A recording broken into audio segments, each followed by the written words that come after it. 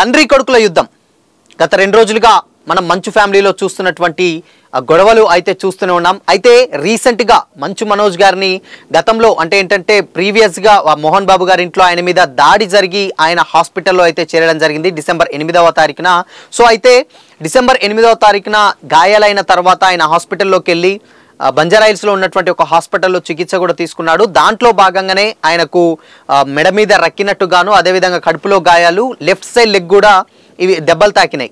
So ఇది అంతా గత 2 రోజుల నుంచి మీడియాలో నడుస్తున్నటువంటి అంశాలు. అయితే ఇప్పుడు ప్రజెంట్ ఏంటంటే ఎప్పుడైతే అంటే నిన్న రాత్రి అయితే మంచు మనోజ్ గారు వెళ్ళి వాళ్ళ ఏంటంటే దాడి చేసినటువంటి వ్యక్తుల మీద ఒక 10 మంది మీద ఆయన కేసు అయితే పెట్టడం జరిగింది. సో ఆ కేసు పెట్టిన తర్వాత ఆయన ఎక్కడ ఇందులో ట్విస్ట్ ఏంటంటే చాలా మంది ఏంటంటే తండ్రి వర్సెస్ కొడుకు అని మీడియాలో కానీ ఎక్కడ చూసినా ఇది హల్చల్ అవుతున్న తరుణంలో ఆ కంప్లైంట్ ఫైల్లో మంచు మనోజ్ గారు ఎక్కడా కానీ మోహన్ బాబు గారి గురించి కానీ అదేవిధంగా మంచు విష్ణు గారి గురించి ఎక్కడా కూడా మెన్షన్ చేయలేదు.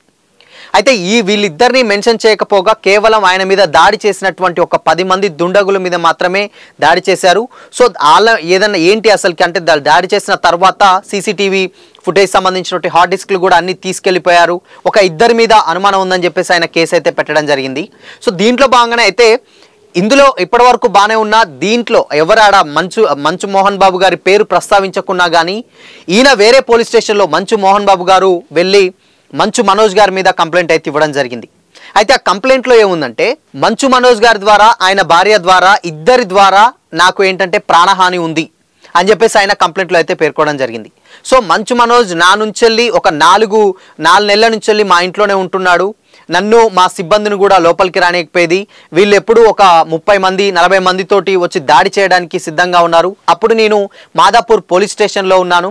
మాదాపూర్ పోలీస్ స్టేషన్లో నుంచి వెళ్ళి నేను వెళ్ళడానికి మా వాళ్ళు వెళ్ళినా కానీ అక్కడ వాళ్ళు ప్రవేశించలేదు, అడ్డుకున్నారని చెప్పేసి మోహన్ బాబు గారు ఉన్నారు. ఇదంతా వీళ్ళిద్దరూ నా మీద చేస్తున్నటువంటి కుట్ర అని చెప్పేసి మోహన్ బాబు గారు డైరెక్ట్గా మంచు మనోజ్ గారి మీద కేసు అయితే పెట్టడం జరిగింది. అయితే దీనికంటే ఈ అన్నిటికీ ఆయన పెట్టిన తర్వాత ఇక్కడ మంచు మనోజ్ గారు ఎక్కడ కానీ కంప్లైంట్లో అటు వాళ్ళ అన్నయ్య మీద కానీ ఇటు వాళ్ళ నాన్న మీద కానీ ఎక్కడ పేరు మెన్షన్ చేయకుండా జస్ట్ దాడి చేసినటువంటి క్యాండిడేట్లు ఎవరు అని చెప్పేసి ఆయన కేసు పెట్టారు.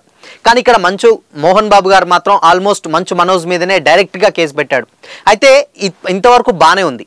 సో ఇందులో ఇంకో ట్విస్ట్ ఏంటంటే ఇన్ని రోజులు ఏంటంటే ఆస్తి తగాదాలు, బిజినెస్ వ్యాపారాలు వీటి గురించి మంచు ఫ్యామిలీలో గొడవ అవుతుందని మనం అనుకున్నాం.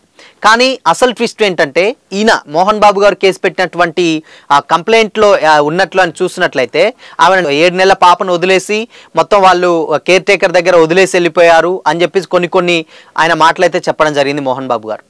అయితే ఇక్కడ మంచు మనోజ్ గారు ఏం చేస్తారు, ఆయన చేసినటువంటి కంప్లైంట్కి ఒక 3 పేజీలో ఉన్నటువంటి ఒక లెటర్ రిలీజ్ చేయడం జరిగింది. ఆ లెటర్లో ఏమనుందంటే నేను ఎప్పుడూ కానీ ఆస్తి గురించి కానీ బిజినెస్ వ్యాపారాల గురించి కానీ ఎక్కడా నేను అసలు దాని గురించి కూడా మాట్లాడలేదు, అసలు నాకు ఆ అవసరం కూడా లేదు. నాకున్నటువంటి నా స్వశక్తిగా నేను నా కాళ్ళ మీద నిలబడి నాకున్నటువంటి ఫ్రెండ్ సర్కిల్లో నేను ఎదుగుతా, నేను డబ్బుకి ఎప్పుడు కానీ ఆస్తి తగాదాలు కానీ ఎప్పుడు నేను మీ నుంచి ఆస్తులు ఎప్పుడు అడగలేదు, ఇలా బదనాం చేయడం కరెక్ట్ కాదని చెప్పారు.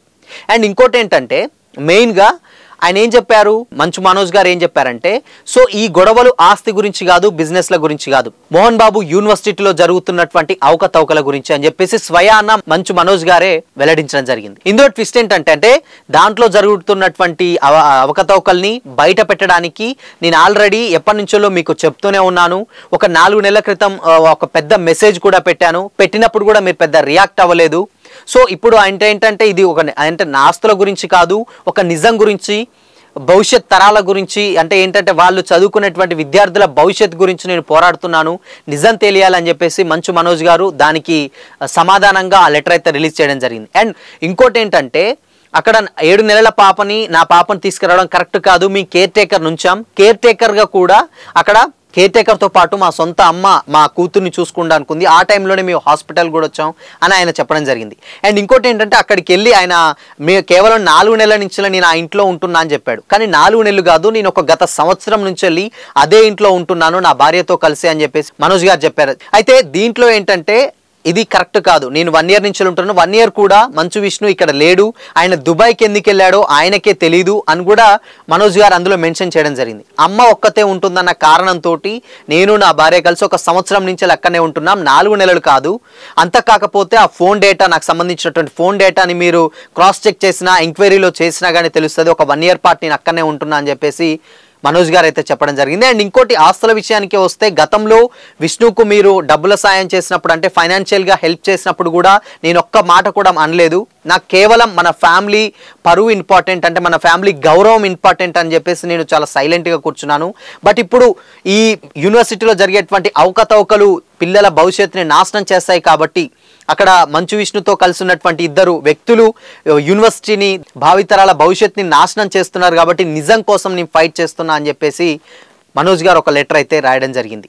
అయితే ఇందులో ఏంటంటే ఇక్కడ మనోజ్ చెప్పినటువంటి అంశాలు చూసుకున్నట్లయితే, ఆయన ఎప్పుడు కానీ ఆస్తికి అడగలేదు, ఆయన సొంతంగా ఆయన కాళ్ళతో నేను ఎదుగుతానని ఎప్పుడు ఆస్తి ఆశించలేదు. కానీ ఇక్కడ యూనివర్సిటీలో జరుగుతున్నటువంటి అవకతవకల గురించే గతంలోనూ మీకు ఒక మెసేజ్ పెట్టాను. ఆ మెసేజ్ కూడా ఇవి కూర్చొని మాట్లాడుకొని సెటిల్ చేసుకుందాం అనుకున్నాం, మీరు దీని మీద స్పందించలేదు. సో దీని మీద నేను ప్రశ్నించేసరికి వాళ్ళు నా మీద దాడి చేశారు, ఇలాంటి మీరు నా మీద చెప్పడం కరెక్ట్ కాదు అని చెప్పేసి మనోజ్ గారు అయితే ఈ కేసు గురించి ఒక లెటర్ అయితే రిలీజ్ చేయడం జరిగింది. సో ఇద్దరి మీద అంటే డైరెక్ట్గాను మోహన్ బాబు గారు మనోజ్ గారి మీద పెట్టారు కేసు, ఇండైరెక్ట్గా నన్ను దాడి చేసినటువంటి వ్యక్తుల మీద కేసు పెట్టారు మనోజ్ గారు. అయితే ఈ కేసు ఎంతవరకు వెళ్తుంది ఏంటి అనేది అయితే తెలియదు. ప్రస్తుతానికైతే ఇది 2 ఇన్వెస్టిగేషన్, పోలీసులు అయితే ఇన్వెస్టిగేషన్ చేస్తూ ఉన్నారు. ఇన్వెస్టిగేషన్ చేసిన తర్వాత నిజాలు ఏంటి అనేది వాళ్ళే చెప్తారు. సో నిజాన్ని గెలిపేయడం కోసమే నేను బయటకు వచ్చి పోరాడుతున్నానని చెప్పేసి మంచు మనోజ్ గారు అయితే పేర్కొనడం జరుగుతుంది.